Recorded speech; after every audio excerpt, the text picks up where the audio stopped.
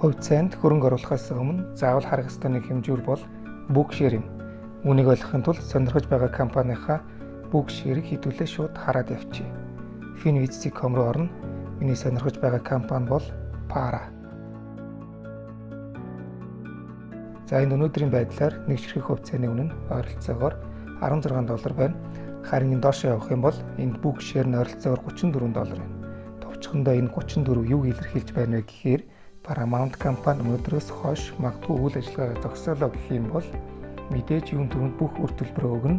Дараа нь үлдсэн өөрийн бүх хөрөнгө болох барилга байгууламж, тоног төхөөрөмж, бараа материалаа зараад олсон мөнгөө хувьцаа эзэмшигчдэд тарааж өгөх юм бол нэг ширхэг хувьцаа эзэмшиж байгаа хүнд очих мөнгө нь $34 байна гэсэн үг.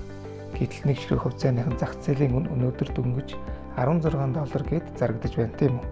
Илүү дэлгэрэнгүй доорх YouTube линкээс үзээрэй.